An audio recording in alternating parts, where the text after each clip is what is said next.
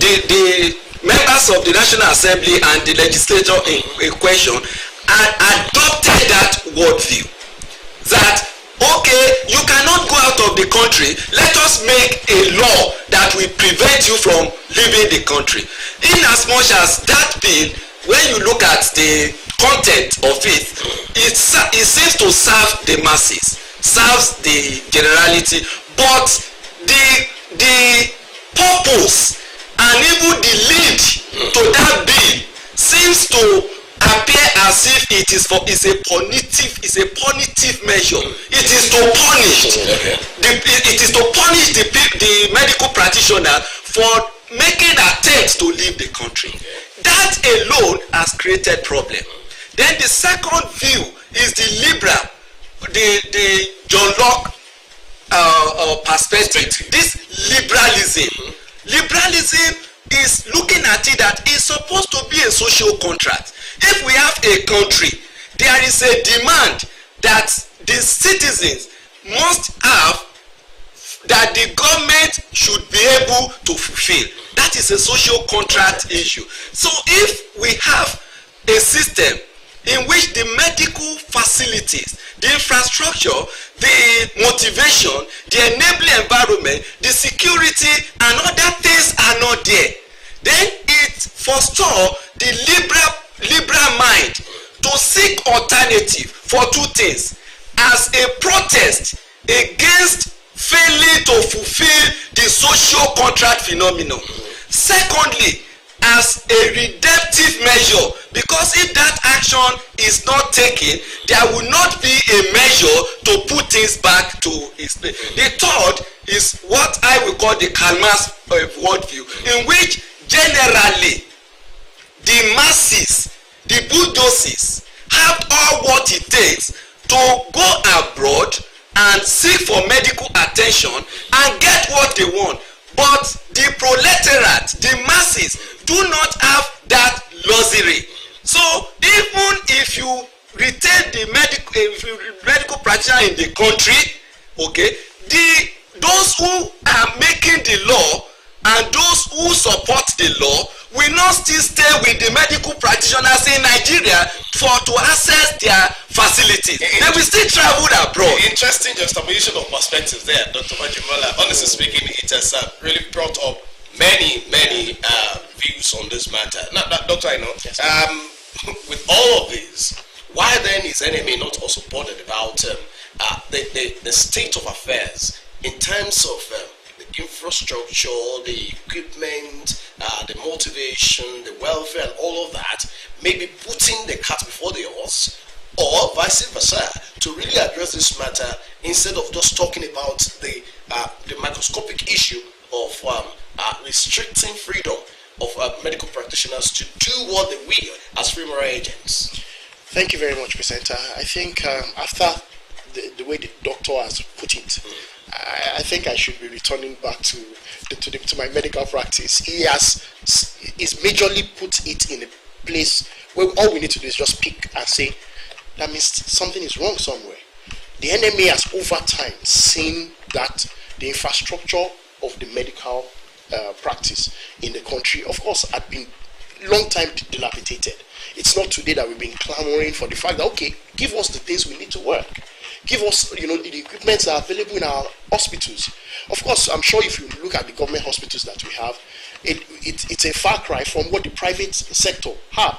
The Nigerian Medical Association, there's a constellation of doctors in the public and, of course, in the private sector. We can tell you what the private sector looks like. It's, people have been able to impute what they have been able to see outside the country. They've been able to impute it into those facilities that they have. Unlike, of course, the government, we know attempts have been made by the government over time. But let me tell you, it's a far cry. Sometimes you see that it's the teaching hospitals, it's the tertiary level of care that the government concentrates on. Sometimes they say they want to concentrate also on the basic health sector. But the truth of the matter is, whether it is the primary, whether it's the secondary or the tertiary, government must be seen to be doing much more than they are currently doing. How then do we get government to do more? The national president of NMA was quoted as saying that, I think that the politicians should take it easy, their actions contradict the principles of justice and good conscience. To force someone to sit back and work for you under very terrible conditions, it doesn't work that way. So how do you think this could make government see reasons to improve the work condition? Because what he's saying is, you cannot force me to work under terrible conditions. As Dr. Fajimola put it, free moral agents, because you want to choose. So how will government be made to do the needful? NMA should be making presentations and representations on this matter from time to time. If you agree with me? I agree with you. Even currently, there's the annual general meeting currently going on. The annual delegate meeting going on in Jalingo as I speak, and these are things that they will also talk to, representations of government. The governor of Taraba is there. A lot of other people, are going to be present. Where I think we can continually do is exactly the way it is being done in the security architecture. We have the security funds. There should be also medical funds directed only to medical outfits, things to make sure that our hospitals are well equipped. And of course, like he said, it will be wrong for you to stop somebody from accessing a better life, in that sense of it, trying to perceived better life. Yes, perceived better life, trying to see himself do much more in his own area of specialization. I think it would be wrong for anybody to say, stay in, don't go out and get more in your level of specialization. Well, Dr. Vajimbola, it seems that this social contract has always been a problem, time over time, between government and not just health workers, but all strata of the organized labor. You find ASU going on strike for many months, and then you don't find anything happening there. But I give you an instance. When aviation workers wanted to go on strike, got something quickly done to that, and many people felt because it affects them a lot. It doesn't go to say that health sector does not really affect them a lot, because of the medical tourism, or is it safe to say that government is paying lip service to the social contract between them and the government? How do we get out of this quagmire? Thank you. There's something we have to take into consideration when we are dealing with the larger society. One of the fundamental problems that I have been able to observe and perceive in Nigeria and with the actors in Nigeria is lack of understanding of international politics. There are variables that determine international politics, but the core is power. When a nation actually do not understand the concept of power within the frontier of the international system, that country will not also be able to develop its internal power. The medical practitioner, they are part of the national power of a nation. And if they are not perceived or seen as such, another country that understands the concept of international politics and international power will do all what it takes to draw those who are in that country that disregard the concept of power and do not place value on those that actually possess the value. Medical practitioners are valuable elements because they are the custodian of life. Very well. In fact, they are the replica of what nature does. What is the function of nature? To replenish, to refresh, to heal, and to revitalize. That is what the doctors, that is the operational definition of the work of medical doctors. And that is also why you will see that if you want to become a practitioner, medical practitioner, it is not the normal, ordinary way that you pass through in the university. You first spend 6 years, if I'm right. Very true, sir. 6 years. At the end of that 6 years, those your contemporary that their discipline require 4 years, they have already passed through the NYSC in the 5th year. They have enrolled for their masters. You are still battling to get your first degree. Then after that, you spend 1 year again for housemanship. You are not yet qualified to go and serve. Then that is 7th year. After that 7 years, you are now you will also now be required to go and serve for another 1 year. 8 years. 8 years. So you are in the journey of 8 years where your contemporary, your colleagues had passed through 5 years ago. We are talking of time and space. Okay, then you will spend another 3 years to become resident doctor. Another 3 years again to be able to qualify and to now become consultant. That is a full-fledged medical practitioner. After spending all those years, you are now working in an environment that those who had not passed through that rigor, you get to their offices, you are saying, wow. You get to their environment, you are saying, wow. Then you look at yourself, I'm a medical doctor. Then pressures are on you. The family pressure, social pressure, economic pressure, cultural pressure. If you are a medical doctor, the king in your village see you as a prominent personality. You must also play your role, but you cannot. Then you now have opportunity outside the country for those who understand your value and also know that your job is a gap where they are, and they lobby you to come, even come with your entire family. There is no how you will not apply liberal perspective to your affairs and also apply rational theory and say, I am leaving. Therefore, it is also the responsibility of the state here to define as Nigeria to now compete globally, to see what makes other countries attract their own manpower, their own internal power. With the contemporary reality, Dr. Fajimola, is Nigeria really ready to compete in this global game? That is what I'm saying. I said understanding international politics is very key. And there is one particular thing we must also take into consideration. This happened even immediately after our independence in 1960. You will recall that there was a pact between Nigeria and Great Britain called the British Nigeria Defence Pact. That defence pact was jettisoned. Why again? The same problem, lack of understanding of international politics. And what led the defence pact was first to train our military, because we are just moving like a baby into democracy. They had years of experience, wars, 30 years war, 100 years war, First World War, Second World War.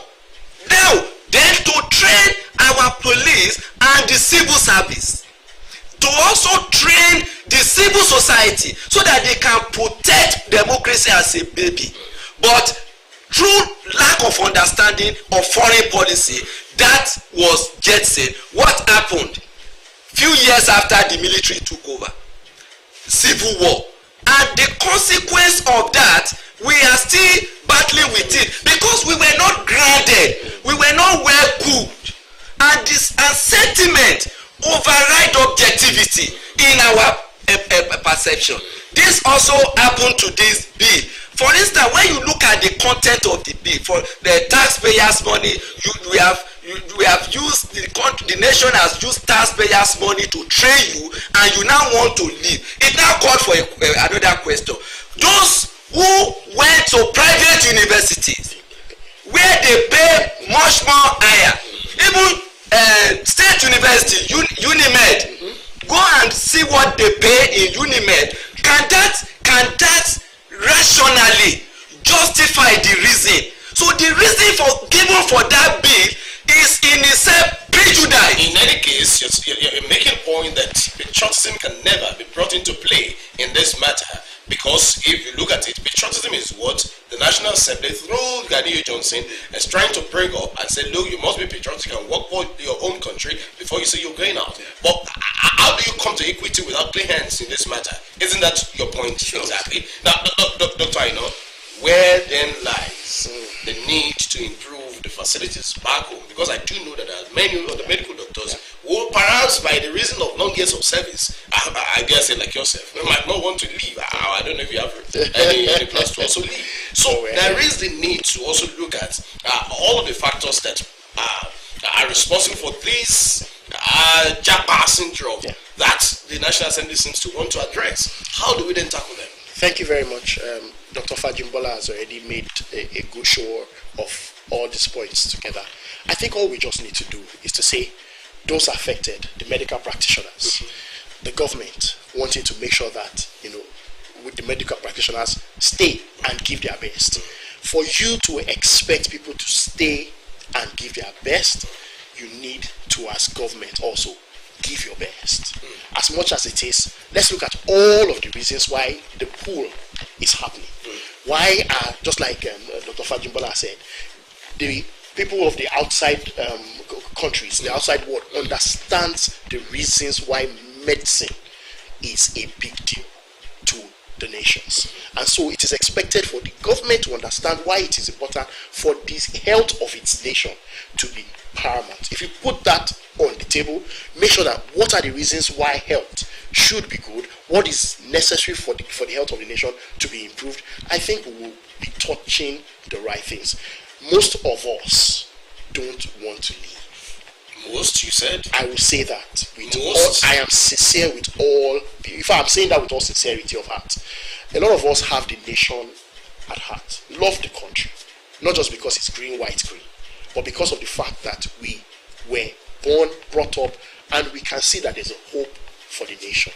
But a nation who has failed to see that these people want to give their best. All of us are happy that the nation brought us, gave us our medical degrees.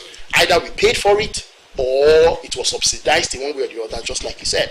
But there was a part of us that gave our lives. National President of NMA does not agree that it was subsidized. No, he was not asking that what rate was it subsidized. A lot of us went to government schools. A lot of us went to the University of Ibadan, the University of Ife, and all of that. And I remember how much we were paying for schools. So let's not even go there. But when we're talking about the private universities, just like Dr. Fajibola said, that is of course on the high side now. We're talking about 2, 3, 4, 5, 6 million naira every year to be able to train a doctor. That was not what it was when some of us were going to school. We paid way less than that.